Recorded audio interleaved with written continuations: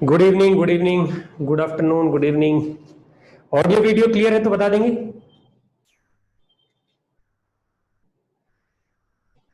Okay, thank you. चलो भाई शुरू करेंगे, अपन लोग आगे बढ़ते हैं। लास्ट टाइम पे अपन लोगों ने पैरेलल फर्स्ट ऑर्डर रिएक्शन चालू कर लिया था। पैरेलल फर्स्ट ऑर्डर के अंदर अपन लोगों ने इंटीग्रेटेड रेट लॉ लिख लिया होगा। देखो ये अपन ने चीजें की होंगी। पैरेलल के अंदर हमारे पास में रिएक्शन है, फटाफट से एक रिकैप जैसा बता रहा हूं। पहली रिएक्शन N1A से बनता है M1B, ये लिखे अपन ने रेट कांस्टेंट K1। दूसरी N2A रेट कांस्टेंट K2 के साथ बनता है M2C, ठीक है। और इस रास्ते पे X खर्च हुआ था अमाउंट, इस रास्ते पे Y खर्च हुआ था। तो हमारे पास में क्या क्या आ गए थे देखते हैं। डिफरेंशियल रेट लो हमारे पास में आ गया था नेट वाला, minus DA by DT net rate of disappearance of A is given by N1 K1 plus N2 K2। ये हो गया ना। हाँ, कॉन्सेंट्रेशन ऑफ प्रोडक्ट्स दोनों रिएक्शंस का लिख लिया, ठीक है। तो minus DA by DT N1 K1 plus N2 K2 times concentration of A, ये हम क्या इसको क्या कहा था, K इफेक्टिव। तो ये जो है हमारे पास में टर्म, इसको हमने K इफेक्टिव नाम दिया है। याद रखने के लिए हमने ऐसा कह रखा है, ये मेंशन किया होगा, अगर नहीं किया है तो आप कर सकते हैं। इसको आप बोल सकते हैं K effective of path first, और जो इधर है it is K effective of path second, ठीक है। K effective path first, K effective path second, क्योंकि हमारा K इफेक्टिव ऐसे ही निकाल देते हम, stoichiometric coefficient times rate constant N1 K1। तो पहले पाथ का ये K इफेक्टिव, N2 K2 दूसरे पाथ का K इफेक्टिव, इन दोनों का सम ओवरऑल K इफेक्टिव, ठीक है।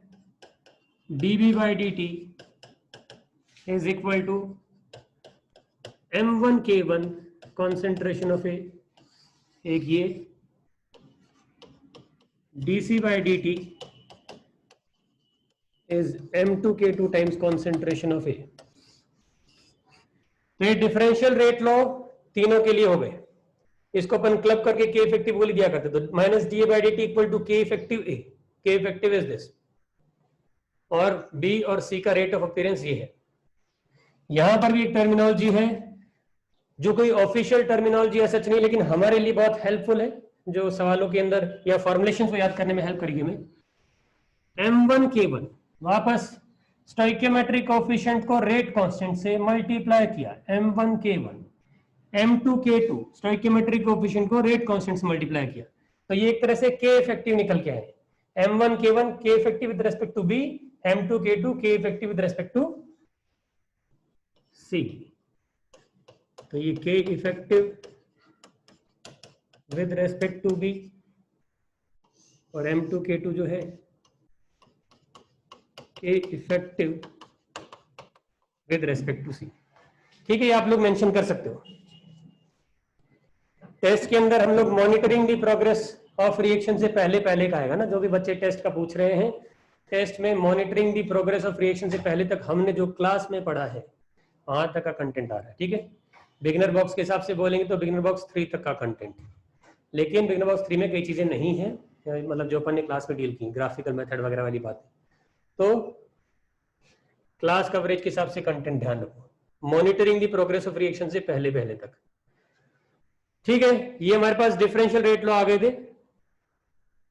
फिर अपन इंटीग्रेटेड, ये जो चल रहा है वो रीकैप है, रीकैप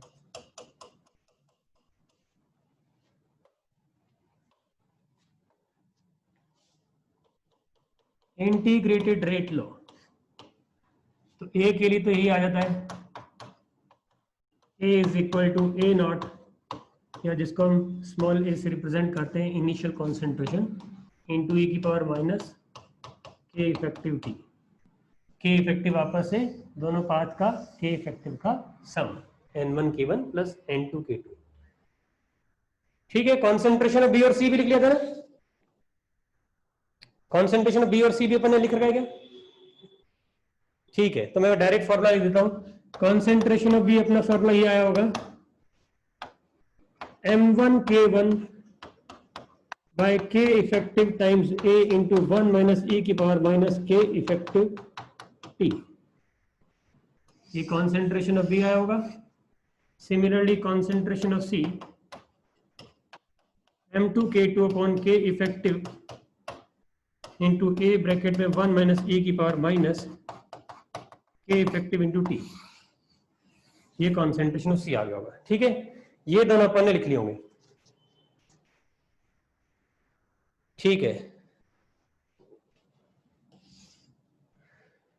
तो हमारे पास में ये कॉन्सेंट्रेशंस लिख लिए गए। अब इनको याद रखने का वही तरीका अभी अभी बताया था। M1 K1 क्या है? K effective with respect to B। M2 K2 K effective with respect to C। तो जिसका कॉन्सेंट्रेशन यहां लिख रहे हैं अपन प्रोडक्ट में, उसका K effective upon overall K effective, उसका K इफेक्टिव अपॉन रिएक्शन का K इफेक्टिव। और ये वाला पार्ट आपने जब फर्स्ट ऑर्डर पढ़ा था, ये सेम एज इट इज वहां पे भी था। ठीक है, K इफेक्टिव क्या है? N1 K1 plus N2 K2। ये जो पीछे बताया ये K इफेक्टिव है N1 K1 plus N2 K2। ठीक है, इनके रेशियो की बात अपन ने नहीं क्योंकि यहीं पे रुक गए थे ना, इसके आगे नहीं बढ़े होंगे। ठीक ठीक, चलो अब बढ़ते हैं आगे। ओके, तो डिफरेंशियल रेट लो, इंटीग्रेटेड रेट लो, उसके बाद अपन रेशियो देखते हैं।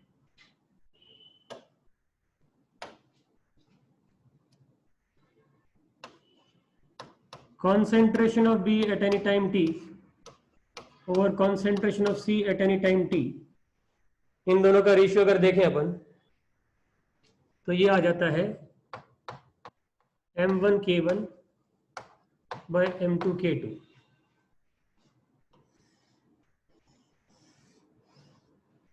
याद रखने का सरल तरीका, जब इनका रेशियो लेना तो इनके K इफेक्टिव का रेशियो, इनके रेस्पेक्ट में K इफेक्टिव। तो इसका stoichiometry coefficient M1 times rate constant, इसका stoichiometry coefficient M2 times rate constant. तो K effective with respect to B upon K effective with respect to C। ठीक है, तो याद रखने में हेल्पफुल है। तो ऊपर जो टर्म है वो अभी बताई थी आपको,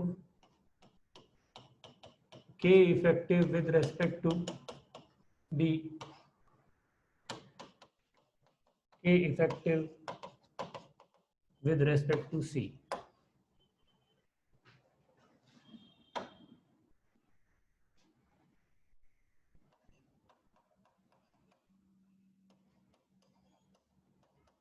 ऑल्सो कॉन्सेंट्रेशन का जो रेशियो है वो प्रेशर का रेशियो हो जाता है, pressure of B at time T अगर गैसियस कंपोनेंट्स है, वो मोल्स का रेशियो भी हो जाता है।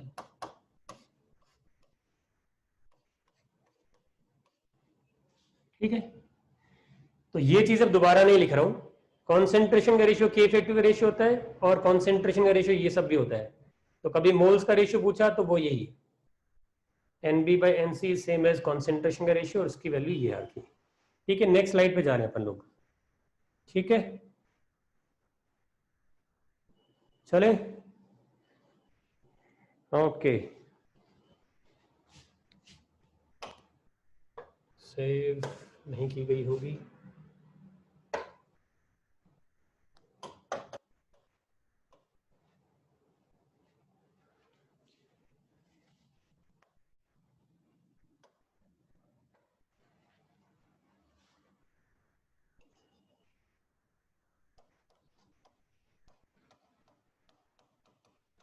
Next is half life. ठीक है, अब साथ साथ में तेज स्पीड पे नोट करते जाएंगे। हाफ लाइफ पे आते हैं अपन। हाफ लाइफ का फर्स्ट ऑर्डर का फॉर्मूला हम लोगों को पहले से पता है, सीधा सरल, तो आंसर इसका फॉर्मूला दो ln2 by K इफेक्टिव होता है। तो ये रहा हमारा फॉर्मूला हाफ लाइफ थियरी। फर्क सिर्फ इतना है कि के इफेक्टिव अब दो पाथ का मिला के बना हुआ है, N1K1 प्लस N2K2, ठीक है।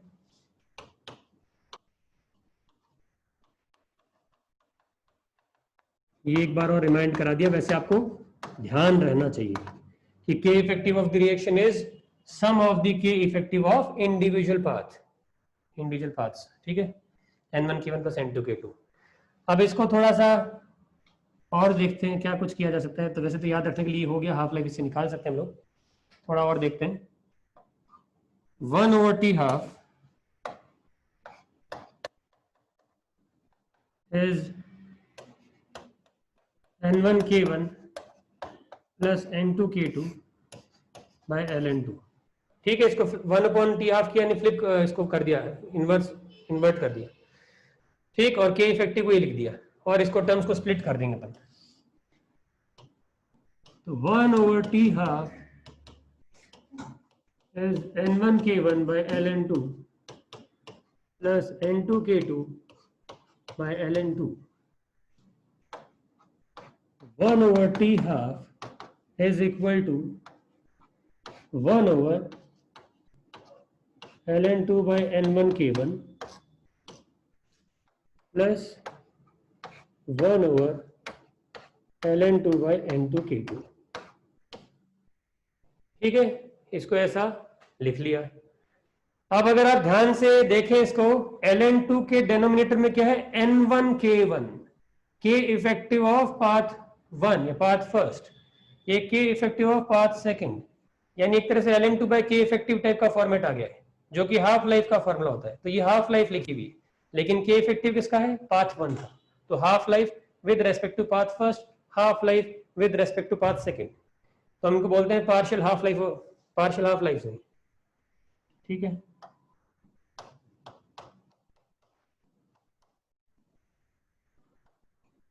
One upon T1 plus 1/T2,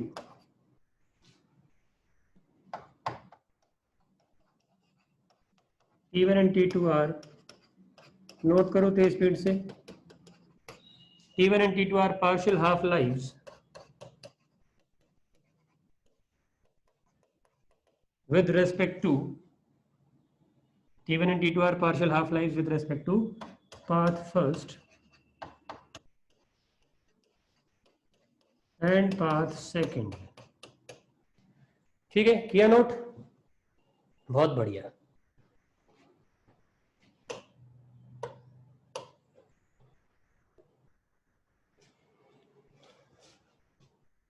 तो इन जनरल हमारे पास में फॉर्मूला क्या बन गया,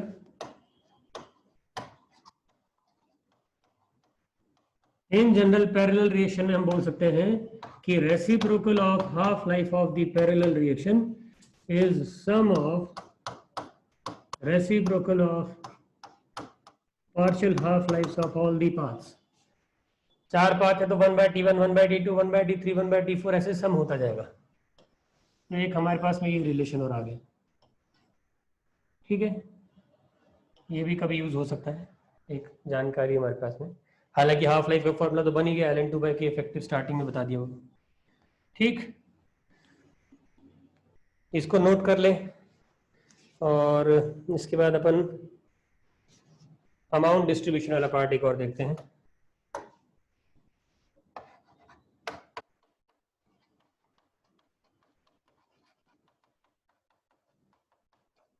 अमाउंट डिस्ट्रीब्यूशन रेशियो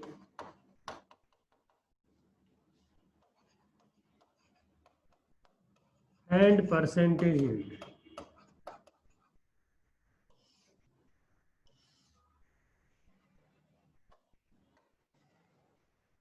ठीक है। अभी तक के सारे फॉर्मूले दिमाग के अंदर कहीं ना कहीं बैठ रहे होंगे, सीधे सीधे से ही है। अमाउंट डिस्ट्रीब्यूशन रेशियो का क्या अर्थ है, मतलब ऐसी कोई ऑफिशियल टर्मिनोलॉजी फिर से नहीं, मुझे एक हेडिंग बनानी थी। जब रिएक्शन हो रही है और ए दो पाथ पे कंज्यूम हो रहा है, पाथ 1 पे कंज्यूम हो रहा है और पाथ 2 पे कंज्यूम हो रहा है, ठीक है। तो उसका अमाउंट रिएक्टेंट का दोनों पाथ में जो कंज्यूम हुआ उसका रेशियो, अमाउंट किस रेशियो में डिस्ट्रीब्यूट हो रहा है बेसिकली, ठीक है। मान लो 3 मोल खत्म हुए, 3 में से 1 मोल पाथ 1 पे गया, 2 मोल पाथ 2 पे गया, तो 1:2 के रेशियो में अमाउंट डिस्ट्रीब्यूट हो रहा होगा, ठीक। तो दोनों पाथ में किस रेशियो में अमाउंट जो कंज्यूम हुआ है रिएक्टेंट का वो डिस्ट्रीब्यूट होता है। परसेंटेज यील्ड भी देख लेंगे आगे यहाँ पे क्या मीनिंग आ रहा है। तो लिखेंगे लैंग्वेज, हमने माने भी थे, if X and Y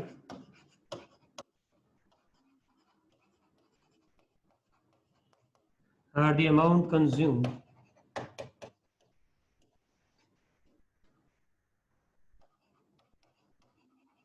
along path first and path second respectively,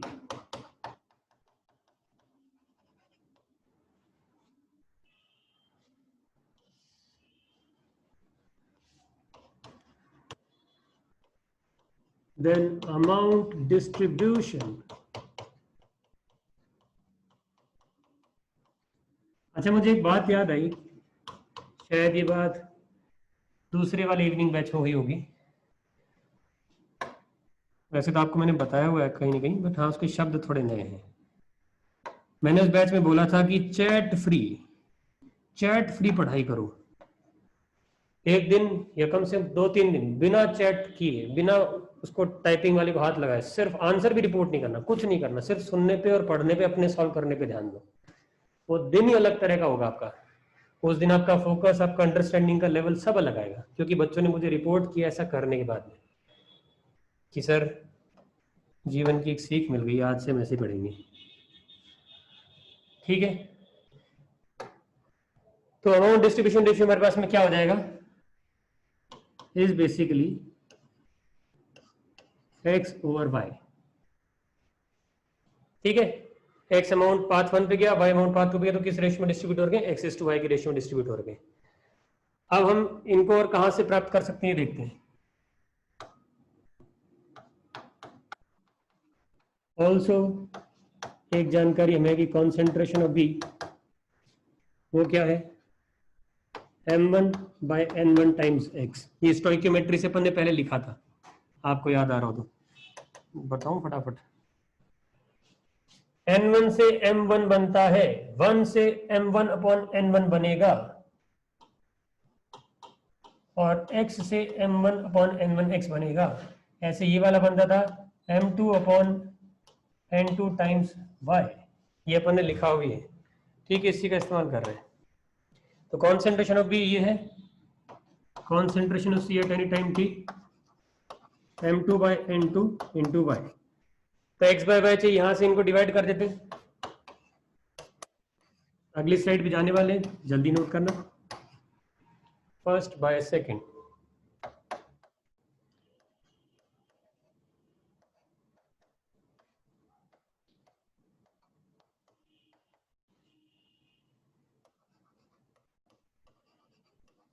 m1/m2 into n2/n1 into x/y।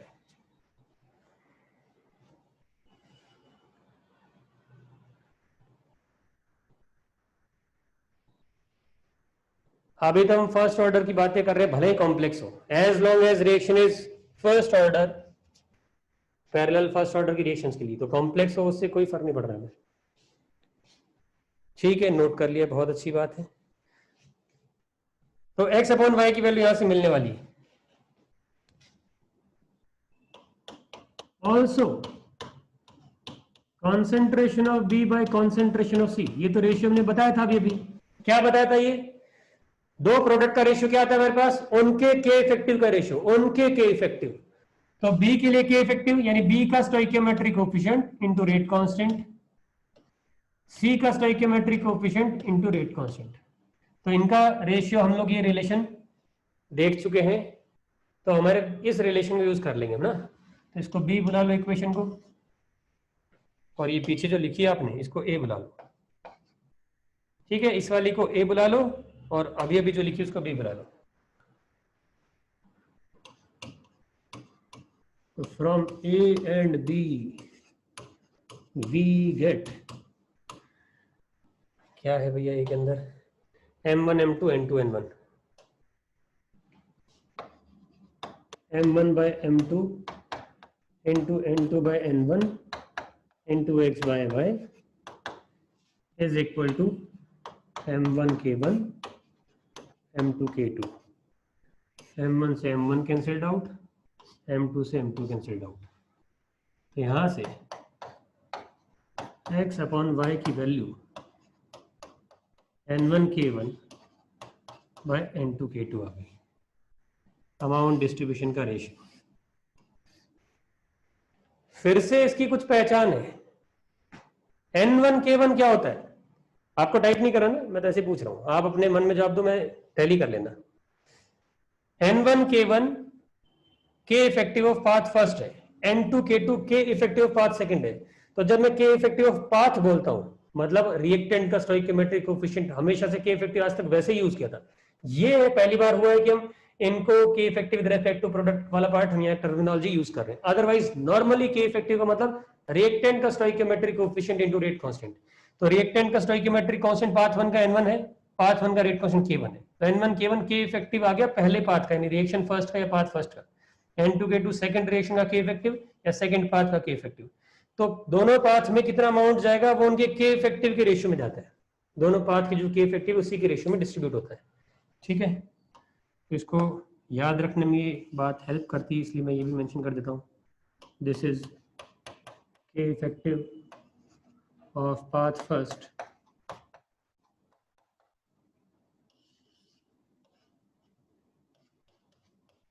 K effective of path second, और x क्या है? Amount of A consumed on path first, y is amount of A consumed on path second. तो path 1 bye path second वाला amount का ratio उनके K effective का ratio है। अब यहां से हम लोग रेशियो के बाद में हम फ्रैक्शन निकाल सकते हैं, है ना। जैसे 1/2 का अगर रेशियो है, यानी कि पहले पाथ पे अगर 1 यूनिट जाता है, दूसरे पाथ पे 2 यूनिट जाता है, 1/2 का रेशियो है, तो फ्रैक्शन क्या आ जाएगा? फ्रैक्शन आ जाएगा 1/3 एंड 2/3, यानी जो भी क्वांटिटी पाथ 1 पे जाएगी वो बेसिकली 1/3 है टोटल कंज्यूम क्वांटिटी का, और टोटल कंज्यूम का 2/3 अमाउंट सेकंड पाथ पे जाता है। तो हम रेशियो से फ्रैक्शन पे आएंगे।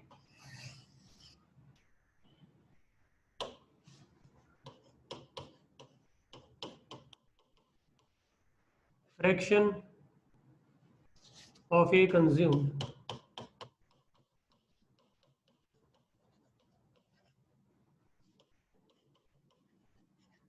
along path first, path first पे x अमाउंट खर्च हुआ है और टोटल अमाउंट कितना खर्च हुआ x प्लस वाई का। फ्रैक्शन ऐसे निकलता है, ठीक है, उस पर्टिकुलर पाथ का कितना हिस्सा है और टोटल कितना है। तो x अमाउंट पाथ 1 पे गया और टोटल x प्लस वाई खर्च हुआ है, तो x upon x plus Y ये चाहिए अपने को। तो ये वैल्यू अगर आप देखोगे यहाँ से तो यही आ जाती है,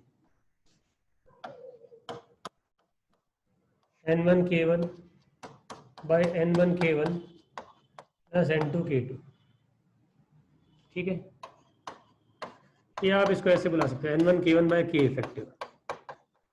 सिंपली K इफेक्टिव लिखते हैं without mentioning with respect to anything, मतलब ओवरऑल रिएक्शन का। तो N1K1 plus N2K2 is K effective, path 1 का K effective 1, overall K effective. ठीक है, ऐसे ही, और पाथ सेकंड क्या हो जाएगा, क्योंकि फ्रैक्शंस का सम 1 होता है, या यूं कह लो कि x upon x plus Y, तो y upon x plus Y हो जाएगा। Fraction of A consumed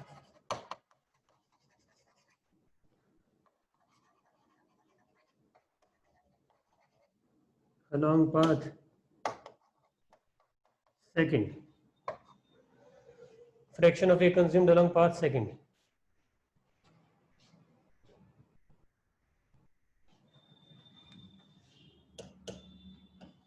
y upon x plus y, यानी N2K2 over N1K1 plus N2K2, यानी कि N2K2 अपॉन K इफेक्टिव। ठीक है, पाथ सेकंड का ही आ गया।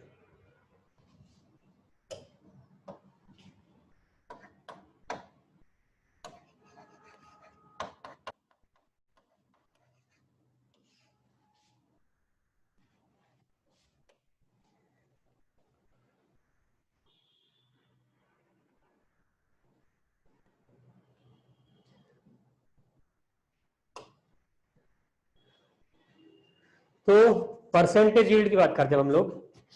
परसेंटेज यील्ड का मतलब ये होता है कि actual amount produced upon theoretical amount जो बन सकता था, थियोरेटिकल यील्ड इनटू 100। ठीक है, तो पहले मैं आपको थोड़ा सा समझा देता हूं, फिर अपन इसको निकाल लेंगे। सब बच्चे एक बार इधर ध्यान से देखेंगे। मान लो हमारे पास में लिखना नहीं है, ए से बन रहा है इधर 2b और दूसरी डायरेक्शन में ये 3c में जा रहा है। मैंने एक ही से दिखा दिया, ऐसे मानते हैं कि दोनों के अंदर स्टोइकियोमेट्रिक कोएफिशिएंट ए का सपोज सेम है। ऐसे नोटेशन भी आते हैं ना, ये दो पाथ पे जा रहा है, इधर भी खर्च हो रहा है, इधर भी खर्च हो रहा है। ठीक, तो मान लो इसका x अमाउंट इधर खर्च हुआ और y अमाउंट 5 सेकंड पे खर्च हुआ, तो इसकी स्टोइकियोमेट्री के अनुसार जितना भी इधर आता है उसका डबल ये कर लेता है ना, 1:2। तो x आए तो x का ये कितना बना लेगा, 2x। ये वाला कितना बनाता है, 1 से 3, तो इसके हिस्से में जितना भी आता है उसका 3 गुना कर लेता है, तो ये 3y बना लेगा। अब अगर मुझे पाथ फर्स्ट, ये फर्स्ट पाथ है, ये सेकंड पाथ है, अगर मुझे पाथ फर्स्ट का परसेंटेज यील्ड निकालना है तो बेसिकली हम ये कहेंगे कि बी का अमाउंट जो अभी प्रोड्यूस हुआ है, जब इसके हिस्से में एक्स अमाउंट आया था ए का खर्च होकर के, अपॉन बी का वो अमाउंट जो प्रोड्यूस होता अगर सारा का सारा अमाउंट इसी रास्ते पे खर्च होता, पाथ 1 पे आता। तो परसेंटेज यील्ड का मतलब ये है कि पाथ 1 पे ही सारा का सारा अमाउंट अगर खर्च होके आता तो बी कितना बन सकता था और वास्तविकता में कितना बना, ये दो क्वांटिटीज के थ्रू निकल के आ रहा होता है। तो अभी तो ये 2x बना है, तो ये तो एक्चुअली यील्ड हो गया एक तरह से हमारे पास में, एक्चुअली तो इतना बना है। लेकिन अगर y भी इधर आ जाता तो टोटल अमाउंट कितना था, x प्लस वाई। उस केस में कितना बना देता है, जो भी क्वांटिटी आती है उसका डबल कर देता है, तो 2 times of x plus Y. This is the theoretical yield. इतना वो बना सकता था, x अमाउंट आया तो 2x बना दिया, और ये y वाला अमाउंट भी इधर ही खर्च होता तो टोटल अमाउंट इस पाथ पे x प्लस वाई खर्च हो जाता और उसका डबल ये कर ही देता है। तो actual yield by theoretical yield, इन दोनों का रेशियो जब लेंगे हम, ठीक है, तो ये आ जाता है x upon x plus Y. ये भी पन्ने पीछे निकाला, ये रहा, ये जो टर्म्स निकली ना, x upon x plus y, y upon x plus Y, ये आ जाएगा। ठीक है, तो जितना इसके हिस्से में आया उससे जो बना है वो तो एक्चुअली यील्ड, और जितना इधर गया था वो भी इस तरफ आ जाता, सारा का सारा अमाउंट पाथ 1 पे खर्च हो जाता, तो जो यील्ड मिलती है वो थियोरेटिकल यील्ड वो यूज हो जाती है।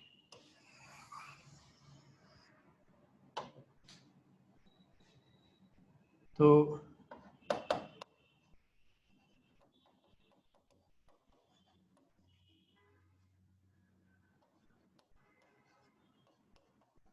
percentage yield of any path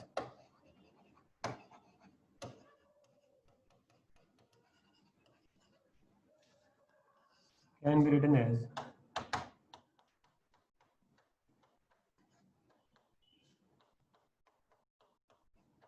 actual yield upon theoretical yield। ये सब नीचे में फुल फॉर्म लिखा दूंगा, फॉर्मूले में ऐसा लिख दो ना छोटा ब्रीफ में। तो percentage yield is this,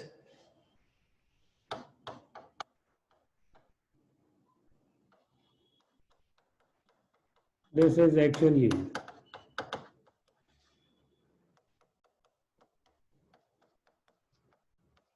that is actual amount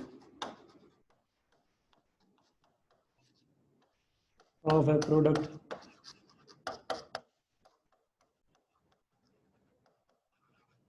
produced along given path। Actual amount of A product produce along given path, जिस भी पाथ के लिए हम परसेंटेज यील्ड निकाल रहे होंगे उसके लिए।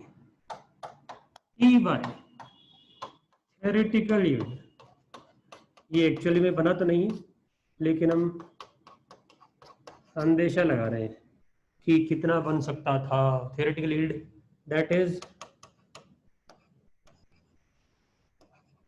The amount of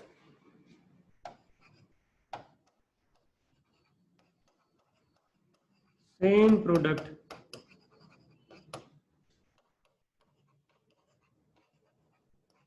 that could be produced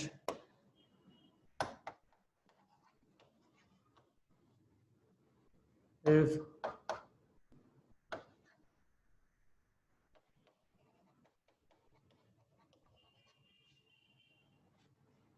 if all of the quantity if all of the quantity of reactant all of the quantity of reactant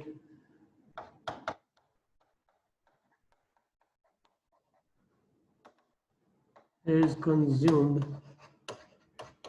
along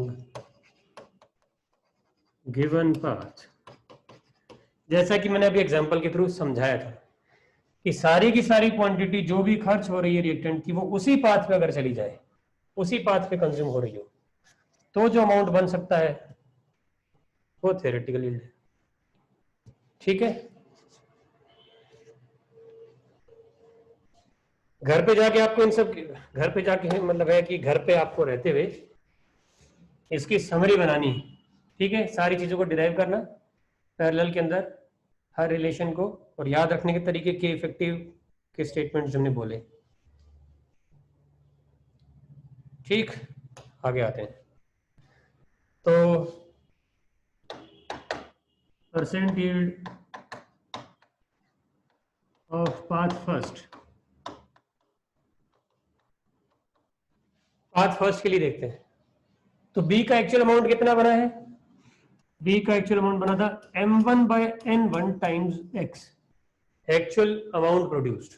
ठीक है, x अमाउंट ए का खर्च हुआ था पाथ 1 पे, और बी का उतना अमाउंट, इतना अमाउंट बन गया था उससे। थ्योरेटिकल में हमने बोला कि जितना भी अमाउंट खर्च हुआ ए का, कितना खर्च हुआ है? x पहले पाथ पे, y दूसरे पाथ पे, तो दोनों अगर पाथ 1 पे ही खर्च हो जाते, यानी x प्लस y क्वांटिटी अगर खर्च हो जाती, तो इसका m1 by n1 times B का बन जाता। m1 by n1 वाला रेशियो चला गया, इंटू 100 लिखना चाहोगे आप परसेंटेज के लिए।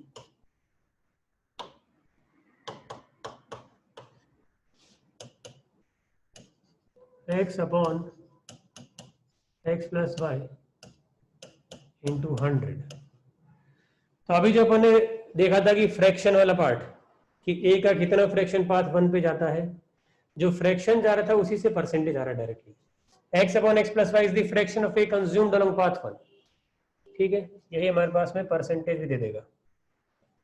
तो अब इसकी वैल्यू सब्स्टिट्यूट अपन ने भी की थी, वैसे लिख दूं मैं।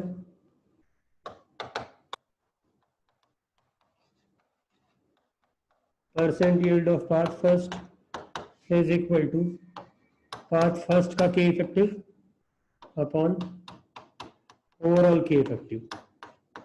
इसको हम ऐसा लिख सकते हैं n1 k1 plus n2 k2। Similarly अब डायरेक्टली लिख सकते हैं percentage yield of path second is equal to n2 k2 upon n1 k1 plus n2 k2।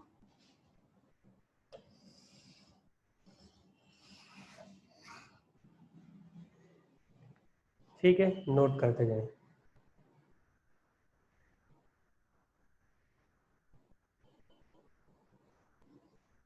Into 100, हाँ इंटू 100 भी लिख लो, ये इंटू 100। ठीक है, वो तो आपको उस टाइम पे याद आ जाएगा सवाल के दौरान।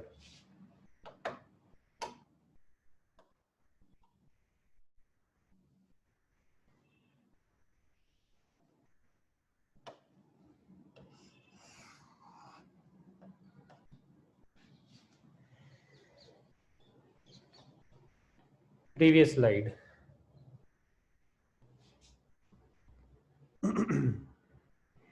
अब मैं 2 मिनट का टाइम दे रहा हूं। 2 मिनट के टाइम में आप लोग क्या करो कि पैरेलल वाला पार्ट जहां से चालू किया ना अपने पार्ट, वहां से एक एक चीज को देखते जाओ फटाफट से। डिफरेंशियल रेट लॉ क्या है, इंटीग्रेटेड रेट लॉ क्या है, के इफेक्टिव क्या है, उसको देखते हुए यहां तक पहुंचो। ठीक है, स्क्रीनशॉट लास्ट में दिला देंगे अपन। अभी 2 मिनट जो बोला है वो करना है ना, 2 मिनट अपन इन्वेस्ट कर रहे हैं, वेस्ट नहीं करने हैं। जो बोला है वो करो। पैरेलल के जो जो चीजें लिख ली गई हैं अभी तक, वहां से स्टार्टिंग वाली अप्रोच से देखो कि क्या क्या लिखा है। डिफरेंशियल रेट लो क्या क्या लिखे हैं हमने, इंटीग्रेटेड रेट लो क्या क्या आ गए हैं, रेशियो क्या आया है, टी हाफ क्या लिखा है, टी हाफ को एक और रिलेशन अपन ने देखा, amount distribution ratio, fraction consumed, percentage yield.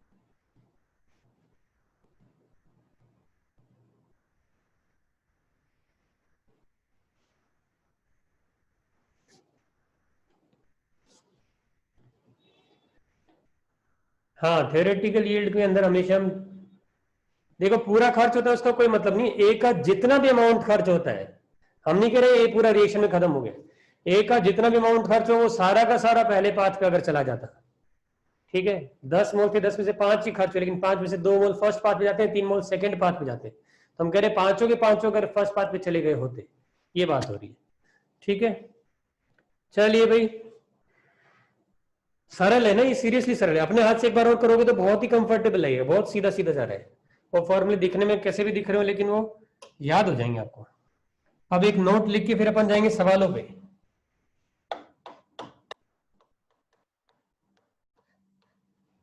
Note की लैंग्वेज आप लोग लिख लेना, मैं एक एग्जांपल से बता रहा हूं, खुद से समझ जाना कि नोट क्या है।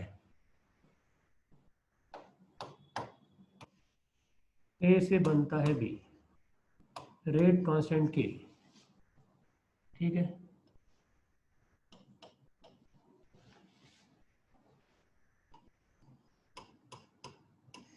टू ए से बनता है टू बी,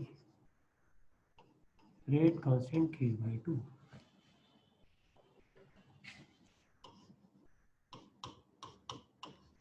हाफ से मल्टीप्लाई किया, half of A, half of B,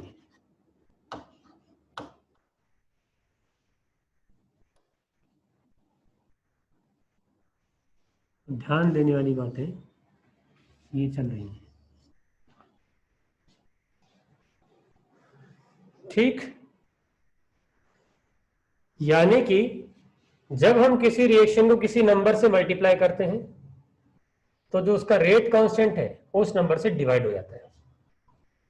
2 से मल्टीप्लाई किया तो ये 2 से डिवाइड हो गया, हाफ से मल्टीप्लाई किया तो ये हाफ से डिवाइड हो गया, k divided by half that makes it 2k, ठीक है। जो नंबर से आप मल्टीप्लाई करते हो वो नंबर से k डिवाइड हो जाता है। ये बेसिकली लॉजिक सिर्फ इतना सा है कि जो a के कंज्यूम होने की रेट है किसी रिएक्शन में, वो आपकी स्टोइकियोमेट्री के चेंज होने से चेंज नहीं होगी, है ना। स्टोइकियोमेट्री तो अपने हिसाब से कैलकुलेशन में कुछ भी कर सकते हैं, अपन कॉपी में कुछ कर रहे हैं हमारी ईज के लिए। जैसे मान लो मेरी रिएक्शन ऐसी दी होती है, हमें फ्रैक्शन अच्छे नहीं लग रहे, हमने इसको 2 से मल्टीप्लाई कर दिया ताकि ऐसी दिखे, बट अगर अपन ने 2 से मल्टीप्लाई किया तो हमें रेट कांस्टेंट को एडजस्ट करना पड़ेगा, क्योंकि एक्चुअल रेट जो है वो कहीं ना कहीं रेट्स ऑफ डिसअपीयरेंस और अपीयरेंसेस, रेट्स ऑफ डिसअपीयरेंसेस और रेट ऑफ अपीयरेंसेस वो होती है रेट्स सही मायने में। रेट ऑफ रिएक्शन तो हमने बना दिया था कि स्टोइकियोमेट्रिक कोएफिशिएंट से डिवाइड कर दो ताकि हर केस में सेम दिखे। जैसे कि सोचो यहां पर देखो ना, मैं इसमें बताता हूं, इसके लिए अगर मैं डी वो लिखता rate of disappearance,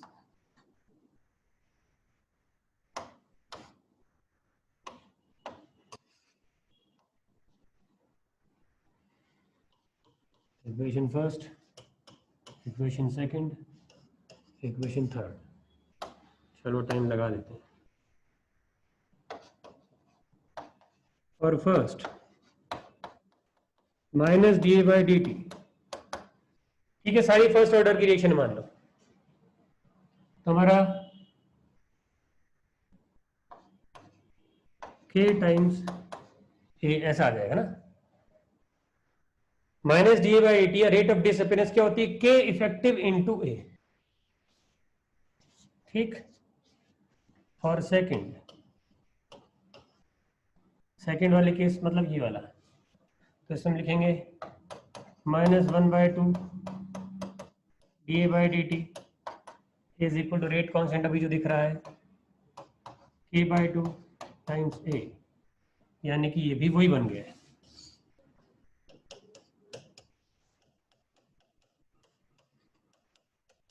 minus D A by D T is equal to k times A. तो थर्ड के लिए मैं नहीं बता रहा हूँ ना, पॉइंट ये था बस। कि rate of disappearance of A same आनी चाहिए, यहां से और यहां से देख रहे हैं तो ये तो निकल गया, सेम निकल गया। अगर हम यहाँ पे इसको कुछ नहीं करते, के को के ही रख देते, तो फिर ये अलग हो जाता है ना। अगर हम के को के रख देते, के बाई टू की वजह के हो जाता है, और minus D A by D T double हो जाता है, यानी कि ए के डिसअपियर होने की रेट डबल हो गई। आप अपनी कॉपी में स्टोइकियोमेट्रिक कोएफिशिएंट 1/2 करते हैं और उधर रिएक्शन डबल रेट से होने लग जाती है, 8 से खर्च होने लग जाता है। तो स्टोइकियोमेट्री से ऐसा कोई रिलेशन नहीं है ना। तो कंसिस्टेंट रहनी चाहिए रेट्स ऑफ डिसअपियरेंसेस और अपीयरेंसेस, तो इसलिए ये किया जाता है। ठीक है, ये पार्ट एकदम एडिशनल समझाने के लिए था। स्क्रीन शॉट लेते टाइम पे आ जाएगा अपने आप, इस पर और समय नहीं लगाएंगे। ठीक है, नोट करने वाला था, अगर आपने नोट नहीं नोट किया तो बात अलग है, वो नोट कर सकते हैं आप लोग।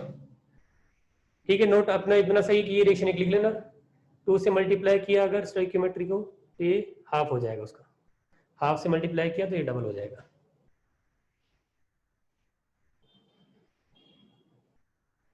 K2 के क्यों हुआ यही तो बताया अभी, क्यों करना पड़ा हमें।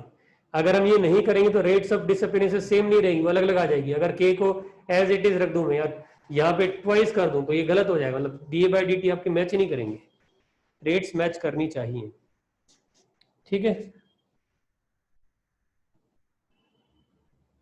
चलो अब हम लोग लिखेंगे नहीं, समय बचाने के लिए हम लोग एक चीज करने वाले हैं जो सुबह की बैच में चालू कर दिया है। क्वेश्चन नोट करने का टाइम मैं ऑलरेडी क्वेश्चन लेके आया हूं, आपको नोट नहीं करना, सीधा ही सॉल्व करना है। ठीक है, फाइल मैं आपको भेज दूंगा, जैसे मॉर्निंग की बैच में तो मॉर्निंग की बैच में फाइल भेज दिए, अभी आपकी क्लास होती है आपको भी वो फाइल भेज दूंगा मैं सवालों की। तो आपको क्वेश्चन नोट नहीं करने, क्वेश्चन के लिए जगह छोड़ देना, अपने आप दिख जाएगा आपको कितनी लाइन छोड़नी है, क्वेश्चन सामने आएगा तो।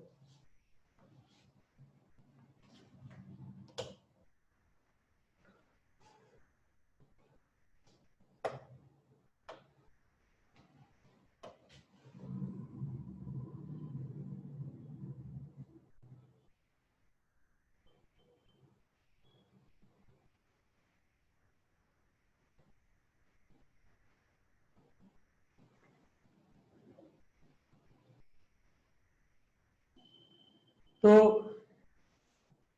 अभी आपको क्वेश्चन दिख रहा है, आपको ये सॉल्व करना ना, नोट नहीं करना, नोट करने का टाइम वेस्ट, टाइम बचाना चाह रहे हम लोग, कोर्स में स्पीड थोड़ी बढ़ जाए, तो नोट नहीं करना, मैं आपको भेज दूंगा एक क्वेश्चन, बस इसके लिए जगह छोड़ दो। जैसे यहाँ पे 7 करीब लाइन है ये, तो 7 लाइन का स्पेस छोड़ दो।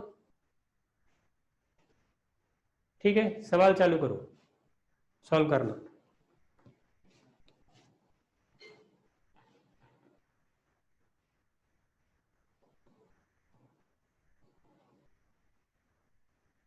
और जैसा कि मैंने बोला, चैट फ्री डे रखने की कोशिश करें, कम बच्चे कर पाएंगे लेकिन एक बार ट्राई करके देखो, 2 या 3 दिन बिना कुछ टाइप की, सिर्फ ध्यान से सुनना, सॉल्व करना, आंसर जब बता दिया जाए तो टैली कर लेना कॉपी में से।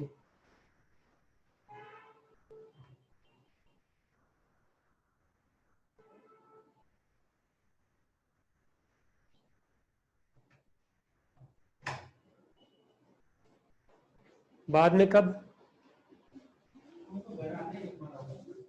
चलिए आंसर आने लगे, नहीं वो तो कभी कुछ जरूरत पड़ जाती है, देखो बहुत जरूरी हो तो चैट वगैरह का ऑप्शन रहना चाहिए। चलिए भाई, तो हमारे पास में 3 रिएक्शन दे रखी हैं, 3 पैरेलल फर्स्ट ऑर्डर की रिएक्शन, सबके rate constant K1 K2 K3 अपने को दे रखे है ना। और हमसे पहला पार्ट क्या पूछा हुआ है, प्योर ए से स्टार्ट करने पर कैलकुलेट करें कि हाफ लाइफ क्या होगी रिएक्शन की। तो हाफ लाइफ का भी अभी अपन ने फॉर्मूला बताया था, हाफ लाइफ का फॉर्मूला, ठीक, तो यहां पे देखते हैं थोड़ा सा,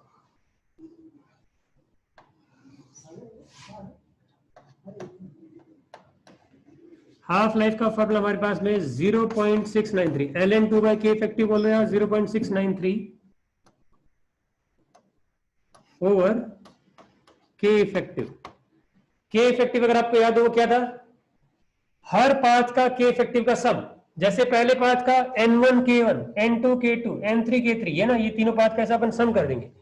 और वैल्यूज को अगर थोड़ा ध्यान से देखो तो ये जो है k2, this is 2 times of k1, so k2 is 2 times of k1, k3 की वैल्यू k1 की बराबरी चल रही है, तो मैं एक बार फिर से इसको भी लिख देता हूं, तो k1 2k1 k1 ये चल रहा है।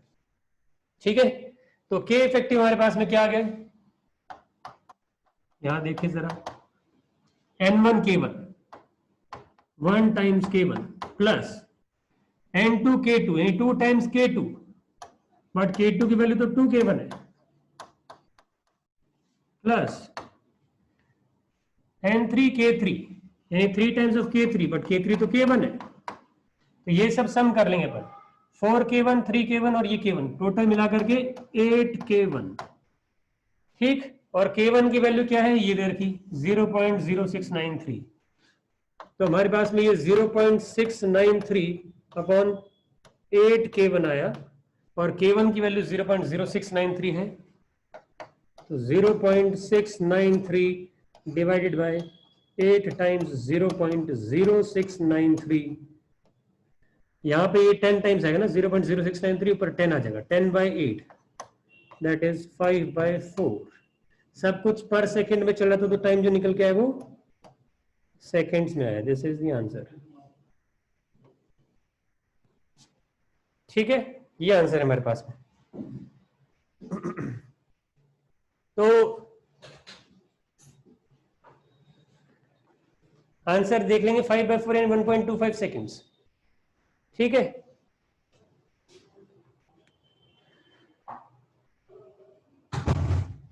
नोट करने इसको, यहां से नोट कर लेगा। तो सरल सवाल था।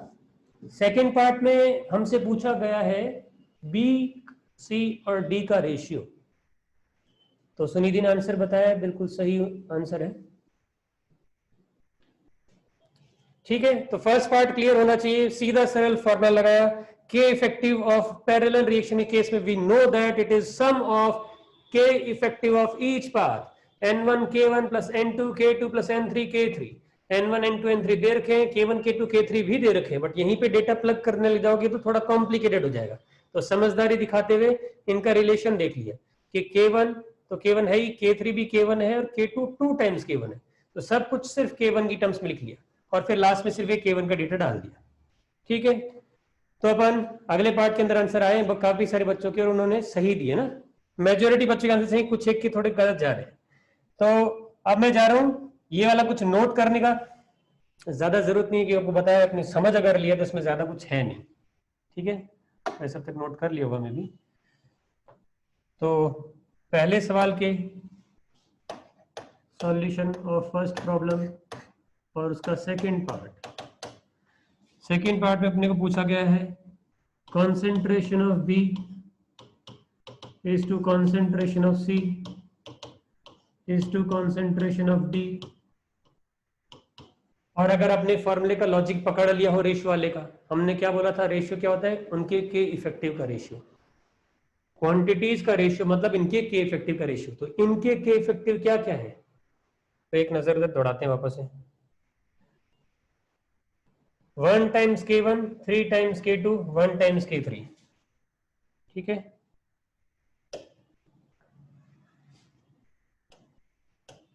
One K1 is to 3 K2 is to 1 K3, सबके के इफेक्टिव का रेशियो। और अभी के की वैल्यूज के बारे में हमने बताया था, K1 is to 3 into 2K 2K1, K2 is 2K1, तो K2 की जगह 2K1 लिख दिया, और K3 तो K1 था ही, तो K1 सब कैंसिल्ड आउट, दिस बिकम्स 1:6:1। तो चीजें सरल जाती हैं, और काइनेटिक चैप्टर सीरियसली सरल है, अगर आप थोड़ा सा ईमानदारी से घर पे मेहनत करते रहो। फॉर्मुलेशन जैसे थोड़ा दिखता है, बट इजी जाता है। वर्कशीट्स वगैरह थोड़ी मैंने गंभीर दे दी, बट वो इसीलिए दी थी कि ताकि आप उससे थोड़ा स्ट्रगल करके स्ट्रांग हो जाए, है ना। कई बार बच्चे घबरा जाते हैं कि सर सवाल ही नहीं बन रहे हैं, बहुत कम बन रहे हैं वगैरह वगैरह, तो कोई दिक्कत नहीं, आपको सीखने के लिए दी जा रही चीजें। जैसे हमारे टाइम पे अगर हमें वर्कशीट वगैरह कोई असाइनमेंट मिलता था तो 10 सवाल मिलते थे, 10 में से चैलेंज ही टाइप रहता था टीचर का कि 3 से ऊपर जिसका बन जाए वो मिल लेना अलग से, मतलब बधाई का पात्र है, उससे अलग से बैठ के डिस्कशन करेंगे, यार तेज बच्चा है कोई, ठीक है, 10 में से 3 बन जाए तो मिल लेना, ऐसे कहते थे टीचर। और किसी किसी का 1 2 ऐसे ही बनते थे बस, और उसके अंदर लोग खुश होते थे कि यार क्या बढ़िया शीट है, एक ही बना, ठीक है, क्यों सीखने की इच्छा होती थी। तो आपको वो बनाए रखनी है ना। बाकी आपके मॉड्यूल के सवाल बन जाए, कोई रेफरेंस बुक लगा रहे वो बन रहे तो ठीक है। सेकेंड पार्ट इज डन, सवाल यहाँ खत्म होता है, अगले सवाल पे पढ़ेंगे। नेक्स्ट क्वेश्चन पे चलते हैं।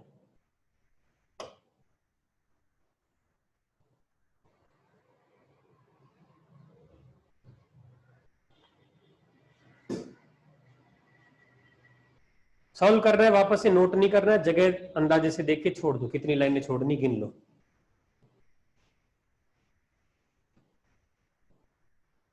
दो रिएक्शन दी है parallel, K1 K2 rate constants दिए हैं, रिएक्शन को शुद्ध ए से चालू किया गया है, तो 10 सेकंड के बाद में ए बी सी का प्रेशर पूछा है।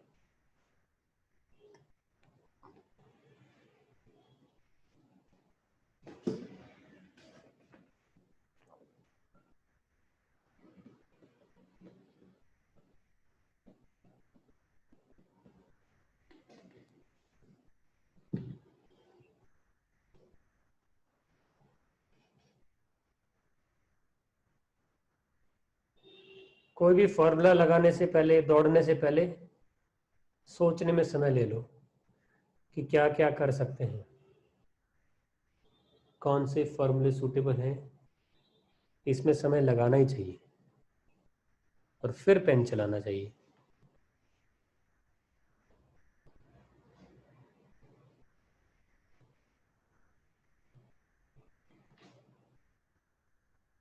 अमित ने आंसर बताया है। रेशियो, अच्छा वैल्यूज बताइए क्या, 50 20 30। 10 सेकंड के बाद में ये प्रेशर हो जाएंगे ऐसा।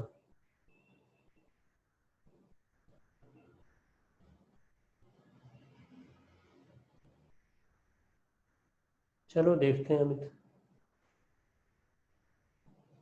25 30 45, एक और आंसर आया आदर्श का। चलिए मैं अप्रोच की बात करता हूं। अब सब बच्चे इधर सुनेंगे।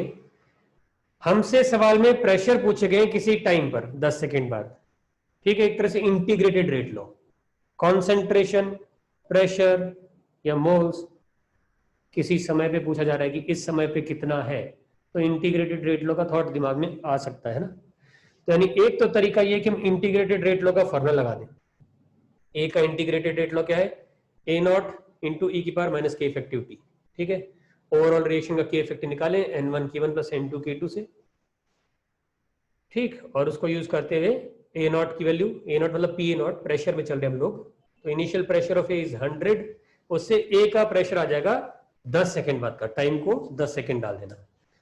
तो इंटीग्रेटेड रेट लॉ लगाते हुए मैं प्रेशर ऑफ ए निकाल लूंगा, प्रेशर ऑफ ए निकाल लूंगा।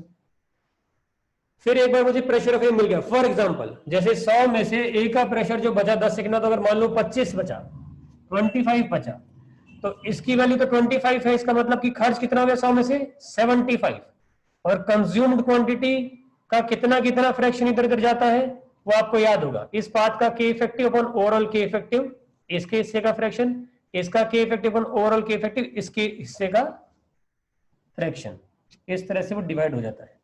फिर इनके स्टोइकियोमेट्रिक कोएफिशिएंट से पता कर लो जितना जितना डिवाइड हुआ है उसका कितने टाइम्स यहां बन रहा है, कितने टाइम्स यहां बन रहा है, वो प्रेशर मिल जाएगी। तो एक तो ये अप्रोच है जो अच्छी अप्रोच है। एक अप्रोच है जो इससे थोड़ी खराब है कि तीनों में इंटीग्रेटेड रेट लगा दो, थोड़ी सी मेहनत ज्यादा जाती है, कॉम्प्लिकेटेड सा दिखता है। तो ए का प्रेशर इंटीग्रेटेड से निकाला, बी और सी के भी फॉर्मूले थे, सबके फॉर्मूले यूज किए, टी इक्वल टू 10 डाला, सॉल्व कर लिया, ठीक है। थोड़ा सा दिखने में कॉम्प्लिकेटेड जाएगा। तीसरा है, तीसरा अप्रोच, इंटीग्रेटेड रेट लॉ का इस्तेमाल ना किया जाए। जब रेट कांस्टेंट ऐसा दिख रहा हो जो कि अक्सर दिखेगा, तो हाफ लाइफ निकालने में समय ज्यादा नहीं जा रहा होता है, तो एक बार हाफ लाइफ निकाल लो, काम आ सकती है मे भी, ठीक है। तो हाफ लाइफ से हम जाने वाले, तो चलते हैं सॉल्यूशन ऑफ सेकंड प्रॉब्लम।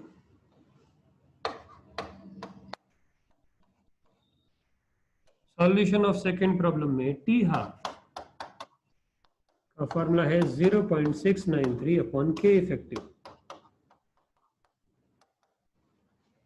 के इफेक्टिव क्या होता है, N1 K1 plus N2 K2, N1 N2 तो दोनों 1 ही है, 1 times K1 plus 1 times K2 और K1 K2 सेम चल रहे हैं।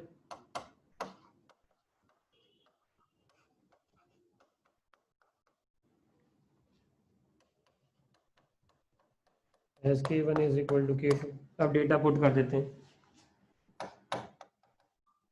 T half is equal to 0.693 upon 2 times 0.0693। देखो कई बार चीजें लेंथी लगती हैं क्योंकि हम बहुत ही लिख लिख के करें। एग्जाम में आप ये नहीं करें, एग्जाम में तो ओरली हो जाएगा ये। ठीक है, ये तुरंत दिख जाएगा, 5 सेकंड आ जाएगा पे। हाफ लाइफ 5 सेकंड है और ड्यूरेशन क्या दिया 10 सेकंड, यानी 2 हाफ लाइफ गुजर जाएंगी।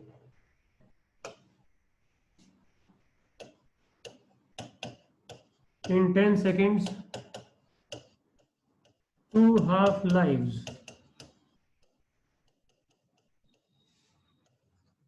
will be gone। तो प्रेशर ऑफ ए की अगर बात करें, वो 100 टॉर से चालू हुआ था, 2 बार आधा हो जाएगा 50 टॉर पे पहली हाफ लाइफ में, दूसरी हाफ लाइफ में 25 टॉर पे आ जाएगा। तो यहाँ पे 5 सेकंड का समय है, ये दूसरा 5 सेकंड का इंटरवल है। ठीक है,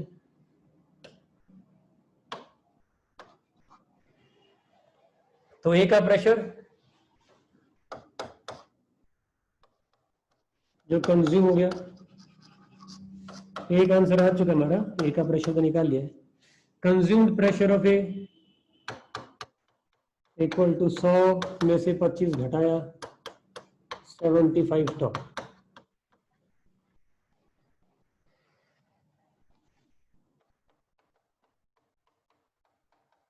As K effective of both path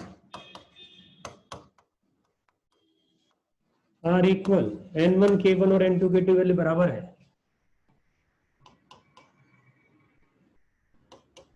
This implies the consumed amount is equally divided।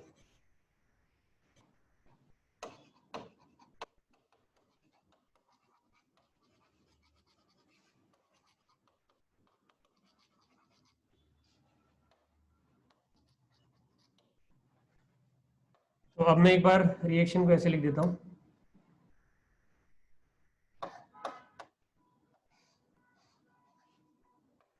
To be 3C। ठीक है, तो इधर की साइड में कितना गया 75/2, इधर भी 75/2 गया।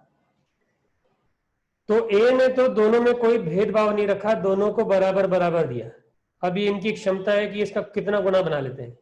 तो ए ने इधर 75/2 भेजा और जैसी स्टोइकियोमेट्री दिख रहा है कि 1 से 2 बना लेता है, यानी डबल कर लेता है ये। ठीक है, 75/2 का डबल कर लेगा, तो इसके पास में 75/2 मिला, उसका डबल कर लिया इसमें 75 टॉर। ये क्या करता है 1 से 3 अपने को जितना मिलता है उसका 3 गुना कर लेता है, ज्यादा कैपेबल है। तो इसके लिए 75/2 इंटू 3 ऐसे ही छोड़ सकते हैं इसको, 3/2 टाइम्स ऑफ 75 टॉर। तो ये हमारे पास में आंसर आ गया 75 टॉर, 3/2 75 टॉर और 25 टॉर, PA PB PC। ठीक है, तो जहां कुछ गलती की उसको थोड़ा ध्यान से देखना।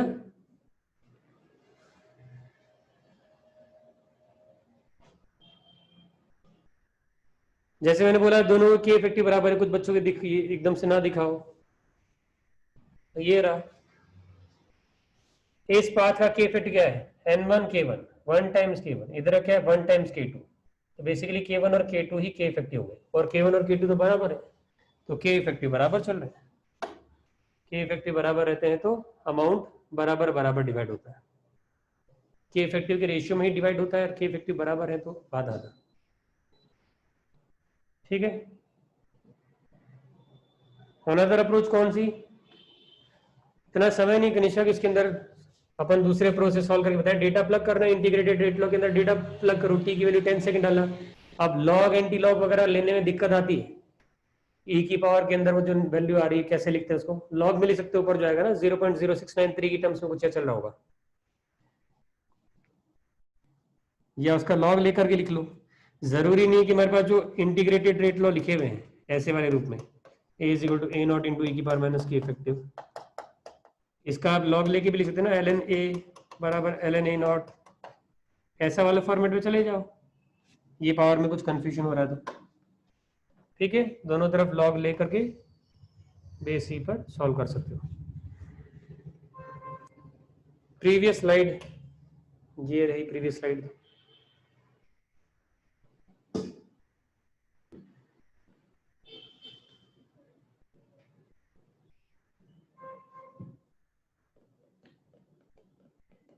और कौन सी प्रीवियस स्लाइड, इससे भी पीछे जाओगे क्या, थ्योरी में जाना है या सवाल की बात कर रहे हो? सवाल तो दे ही दूंगा मैं, सवाल में कुछ नोट करना ही नहीं।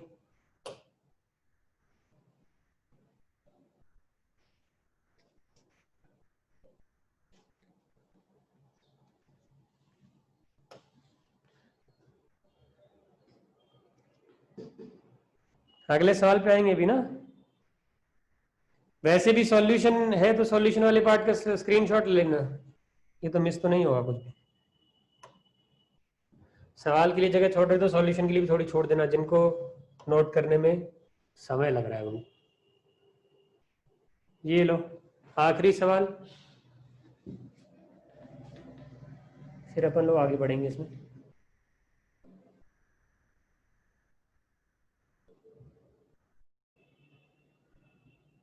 सारे सवाल घर पर आप लोगों को दोबारा करने हैं बिना देखे।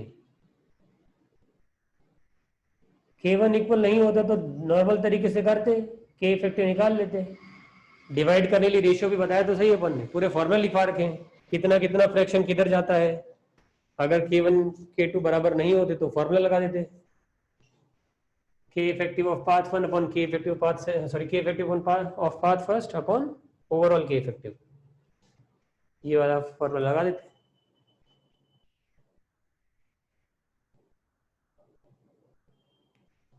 ठीक प्रद्युम्न,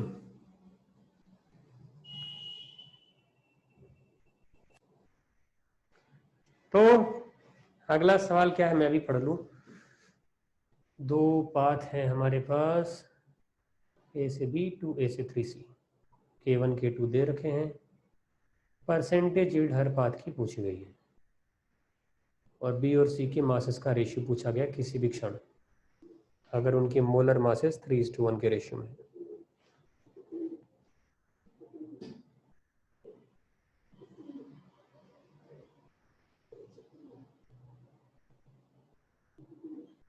आदित्य का आंसर आया है,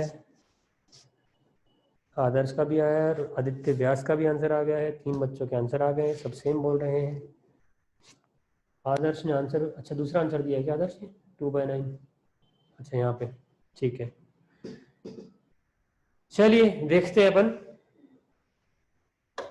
थोड़ा कुछ यहाँ भी देख सकते हैं। तो हमारे पास परसेंटेज यील्ड का क्या फॉर्मूला था, परसेंटेज यील्ड का फॉर्मूला क्या है, K effective of any path upon overall K effective into 100, ठीक। तो परसेंटेज यील्ड अगर मैं लिखता हूं,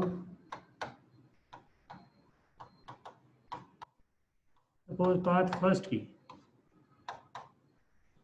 तो formula N1 K1, data plug कर रहा हूं मैं ना, K effective of first path 1 times K1 upon N1 K1 plus N2 K2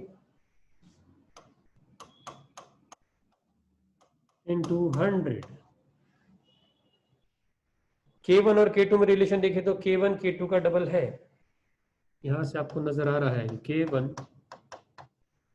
2 times of K2 है, तो यहाँ फीड कर सकते हैं, K1 की जगह 2K2, 2K2 plus 2K2 4K2 into 100, 50% आएगा। और परसेंटेज यील्ड इधर 50%, उधर भी 50% ना, सम 100 आता है परसेंटेज यील्ड का। तो पहले पाथ की 50% और दूसरे पाथ की भी नेचुरली 50% है, ठीक। ये फर्स्ट पार्ट हो गया, जिनको नोट करना है वो नोट कर सकते हैं, ये वाला पार्ट नोट कर लेना जिनको नोट करना हो, क्योंकि इससे हम उधर जाएंगे तो मिट जाता है ये, तो ये नोट कर लो। परसेंट यील्ड फर्स्ट फॉर्मूला लगा दिया N1K1 upon N1K1 plus N2K2 और डेटा प्लग कर दी बाद में।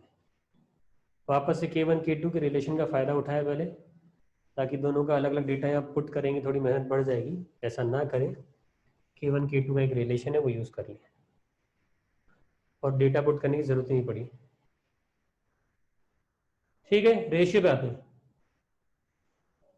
ओके ठीक है स्नेहा, तो ये वाला आपको क्लियर हो गया होगा, सीधा सीधा फॉर्मूला लगाया है। अब अगले पार्ट पे आते हैं। अगले पार्ट में बोला गया है कि बी और सी के किसी भी इंस्टेंट पे जो मासेस प्रेजेंट होगी उसका रेशियो पता करो। तो थर्ड सवाल का सेकेंड पार्ट,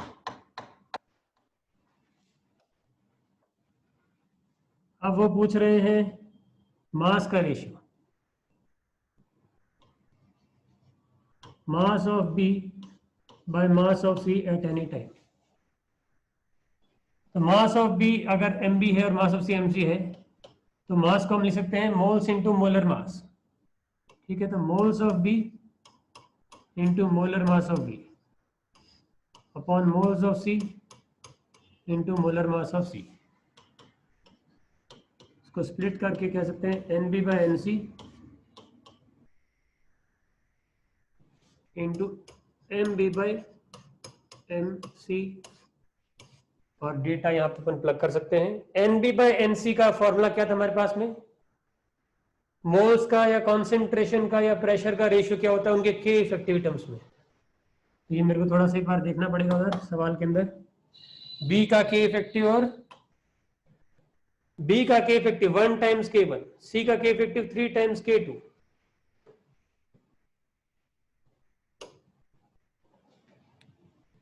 तो n B by N C जगह 1 times K1 upon 3 times K2। Molar masses का रेशियो 3:1 दिया शायद, के 1:3, 3:1 बी से सी का। ठीक है, 3:1।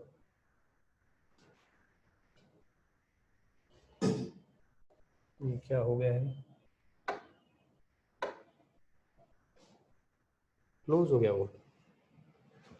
Okay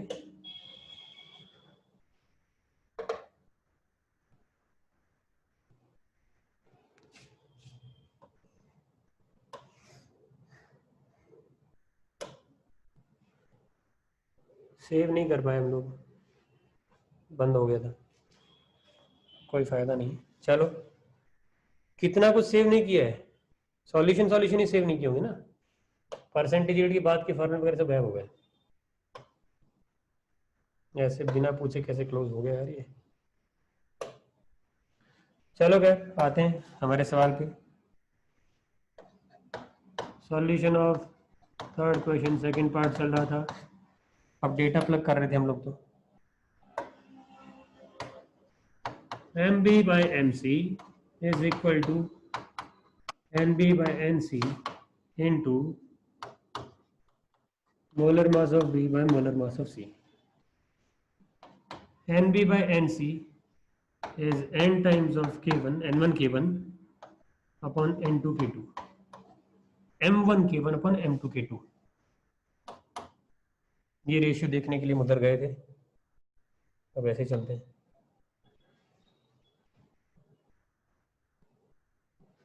three is to one.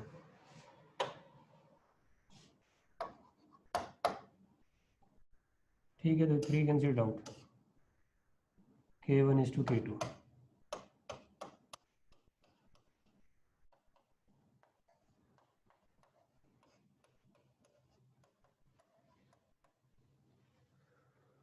To is to one is the ratio. ठीक है,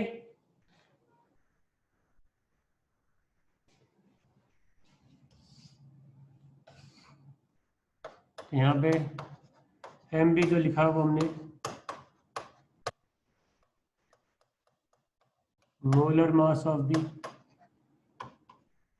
एम सी जो लिखा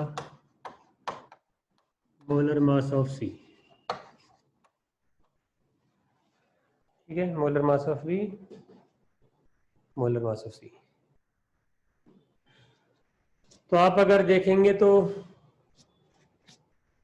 सीधे सरल फॉर्मूले का इस्तेमाल ही हुआ है हमेशा, जो पीछे पड़े वो सब यूज होते जा रहे हैं, बहुत कुछ एडवांस ऐसा नहीं है इसमें, बढ़ जाते हैं आगे।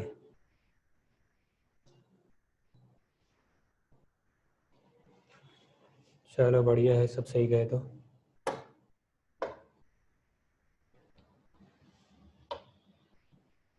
ये सब कुछ हिला डुला।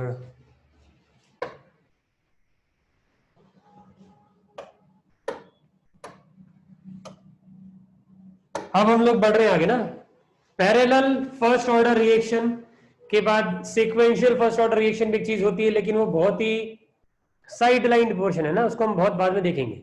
उसका एक क्वेश्चन आपके बिगनर बॉक्स 4 में लास्ट वाला क्वेश्चन, उसको भी छोड़ सकते हो, सीक्वेंशियल को हम आगे जाके पढ़ेंगे, ठीक है।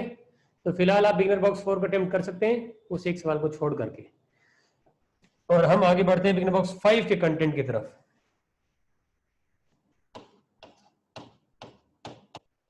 कोलिजन थ्योरी ऑफ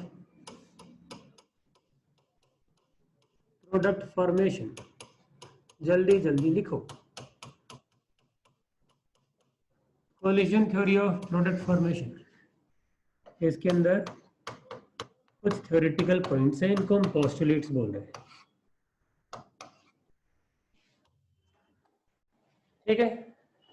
पोस्टुलेट्स, पहला पोस्टुलेट, अब सब बच्चे बहुत ही अलर्ट रह करके इधर सुनेंगे।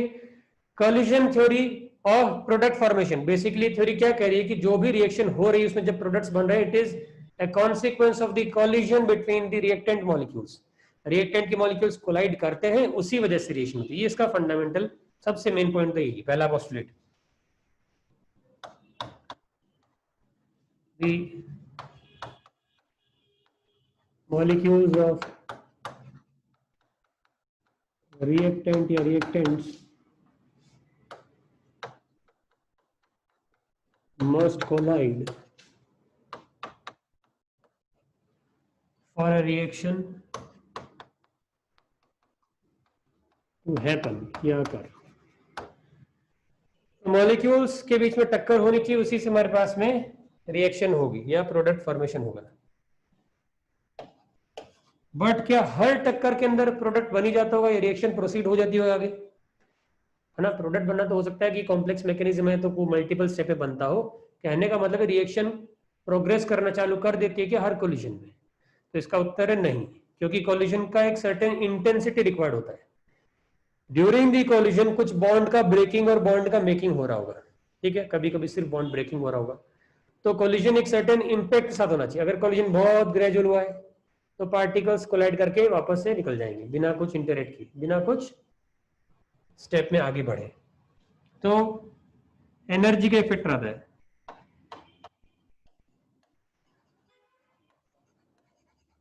The molecules should carry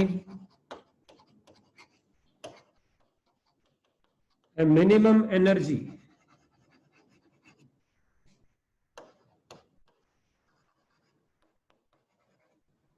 along the line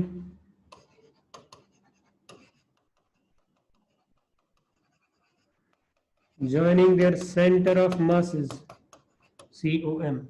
The molecules should carry a minimum energy along the line joining their center of masses,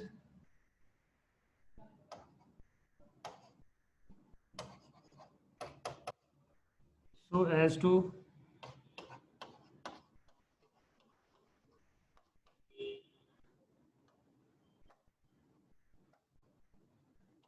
progress further in the reaction.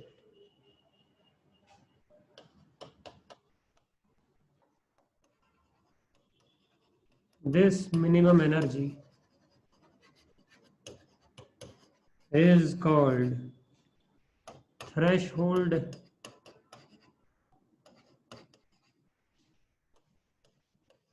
or cutoff energy. Threshold or cutoff energy. Symbol ETH। चलिए यहीं पे अपन रोकेंगे। आपको क्या करना है अभी, NCERT में से जाके इसकी रीडिंग लगाओ ना। कोलिशन थ्योरी से रिलेटेड कुछ भी आपको दिखे, आर्हेनियस थ्योरी, टेम्परेचर डिपेंडेंस वाला पार्ट जो अगली क्लास में आ जाएगा अपना, ये चीजों की रीडिंग लगाओ। आर्हेनियस थ्योरी या टेम्परेचर डिपेंडेंसी वाला पार्ट और कोलिशन थ्योरी से रिलेटेड कुछ मिलता है तो एनसीईआरटी में से रीडिंग लगा सकते हैं। अब स्लाइड शो के अंदर COM मतलब centre of mass, centre of mass, centre of mass. Slide show में आधी स्लाइड अपनी गायब हो चुकी है, तो देखते हैं, जितना आपको नोट करना है उतना कर लो।